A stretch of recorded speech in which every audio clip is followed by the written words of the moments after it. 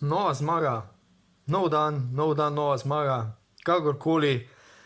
Dober dan vsem skupaj, posebno vam, ljubiteljem slovenske košarke, slovenske košarkarske reprezentance. Danes se imamo spet česa veseliti. Evo, padli so Japonci, to smo sicer predvidevali, da bo nekoliko čudna tekma, tudi zakaj čudna od začetka. Še je nekako kazalo, da bodo Japonci s svojo igro lahko parirali slovenske reprezentanci, potem pa so s časoma in lepo iz četrtine v četrtino stvari prišle na svoje mesta in na koncu je prišlo do zaslužene zmage Slovenije nad Japonci s kar 35 točkami razlike. Ampak za začetek, da naredimo malenkost drugače vse skupaj, da zastavimo zadevo tako, kot mora biti, s pravim, pristnim slovenskim vzdušjem, ki se non-stop ponavljam, da imamo fantastično kemijo, dajmo primer 1 in dajmo primer 2. Začnimo s primerom 1. Mislim, Luka Dončić je vodja in tudi po mojem mnenju najboljši igralec na tej olimpijadi. Tako da mi mu sledimo, vsak ima svojo vlogo, vsak ve, kaj mora delati in mislim, da smo ena lepa celota. Aha, Luka me sprašuje, da vas moram še nekaj vprašati o namiznem tenisu. Nimam komentarja. To je to. Hvala, Jaka. Ja.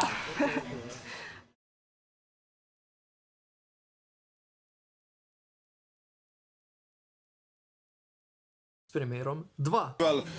In to je to, zdaj treba to pozabiti. Danes smo videli, malo bomo spet kartali.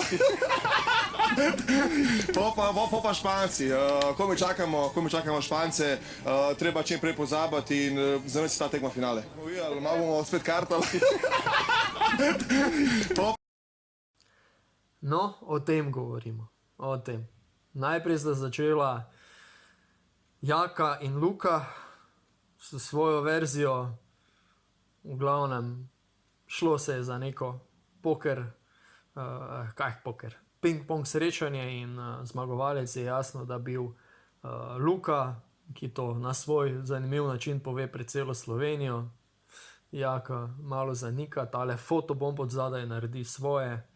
Glavnem vse to priča o eni res kakovostni kemiji, ki se v tem trenutku dogaja med igralci, kar je jasno razvidno na terenu. In potem še veda Edo Murić in pa Klemen Prepelič, njuna gesta pa v bistvu leti na Špance, predvsem na španske medije, ne toliko na španske igralce, ampak na španske medije, ki so zakuhali oziroma hoteli zakuhati nek škandal, ki ni prišel niti dalje pri olimpijskih zvezi, komitejev, kakorkoli, komorkoli, niti v pregled ni šel dalje, ampak o tem malenkost kasneje. Skratka, nova prepričljiva zmaga Slovencev nad tokrat dokaj neugodno ekipo Japonske. Oni igrajo tako, grdo se sliši, ampak malo indijansko košarko. Ni nekega pravega sistema, pade lahko iz vseh strani, nevarni strelci so, nimamo kaj reči. Imajo enega Hachimuro, ki je odigral fantastično srečanje, nasuje preko 30 točk, naredil praktično vse poteze, kot je moral, ampak vseeno, mi smo zatrli vse v kali. Dejansko smo jih nadskakali v napadu, čeprav imajo dokaj visoke igralce. Samo eden košarkar, tale Watanabe, mogoče se še nekoliko razigral in to je bilo to. Ostalo so bili statisti, ki so bili veliko premalo, kot je že Prepelič dejal v intervjuju po srečanju. Oni so ekipa na nivoju, ampak zdaleč na nivoju, kot je Slovenija v tem trenutku. In to nas resnično lahko veseli, ker smo praktično vse tekme z izjemo Litve in pa mogoče pripravljalne tekme v Stožicah Hrvaške dobili gladko. In to je pred tekmo s Španijo izrednega pomena. Smo v fantastični formi, vse štima. Obramba bi lahko bila boljša, to se fantje dobro zavedajo. Na obrambi se lahko še veliko postori, ampak napad funkcionira fantastično. Mi dosegamo več kot 100 točk, praktično na vsakem srečanju. fantastično. Če se malo navežem na nek kvazi škandal, kaj je bilo, ne? Če še mogoče kdo ni zasledil. Slovenci so se jasno da malo poveselili po tekmi z Argentino, ki smo jo prepričljivo dobili. Fantje so odigrali partijo 2-6, ne vem koliko pokra. Zraven so bili videni neki kozarci, zraven je bila videna neka vodka. Vse skupaj je pa prišlo na neko Instagram story s strani neke košarkarice španske reprezentance, če so moji podatki točni. Valjda se je zadeva zbrisala, kar hitro se je dala socialnih omrežij, ampak ko je to enkrat gori in pač svet to vidi, dejansko popolnega izbrisa ne moreš doseči. Ne? Stvar se je razširila kot požar, predvsem in izključno na začetku pri španskih medijih. Ne? Zdaj oni so hoteli po nekaterih informacijah celo izključitev slovenske reprezentance iz turnirja. Kakšen strah mora to biti? Ampak ponavljam, to je zdaj strani španskih medijev, ne košarkarjev ali kogarkoli drugega. Ne? Oni bojo seveda svoje dali na igrišču, sicer že to nedeljo. Ne? Ampak ja, takšen kvazi poskus se je izjalovil, še preden je v bistvu se dobro razširil.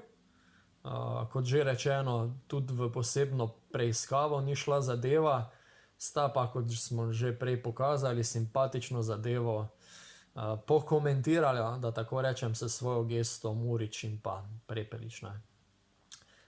Na take brezvezne finte seveda naši ne bodo padali. Je pa tudi zanimivo dejstvo, da v olimpijski vasi je alkohol, seveda v zmernih količinah, ne, celo dovoljen. Ne? In to se je dejansko dogajalo v vasi. Ne?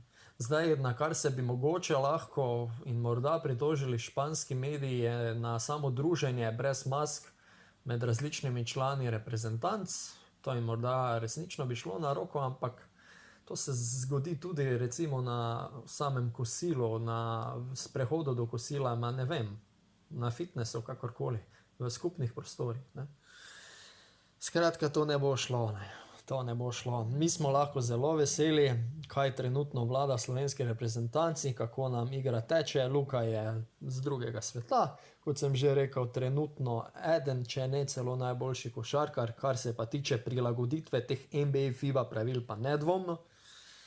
Tako da komaj čakamo v nedeljo, pa mislim, da ob 10. uri oziroma malenkost kasneje celo, ne? Tako da v nedeljo si bo lahko širna Slovenija brez kakršnih koli težav po moje ogledala tekmo proti Špancem za prvo mesto v skupini. Tako da dajmo naši. Mi se seveda spodaj, kot je že marsikdo dal idejo, lahko malo navežemo, kakšni rezultat pričakujemo, lahko se malo poigramo s tem, kdo bo zmagal za koliko. Dodajte lahko še mogoče svojega najboljšega strelca in to je to. Ne? Tako, nič. Gremo naprej. Hvala še enkrat, da me spremljate.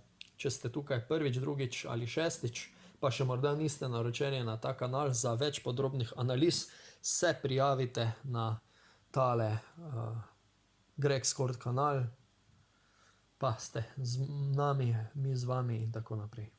Srečno, lep pozdrav in vse dobro do naslednjič. Lep pozdrav.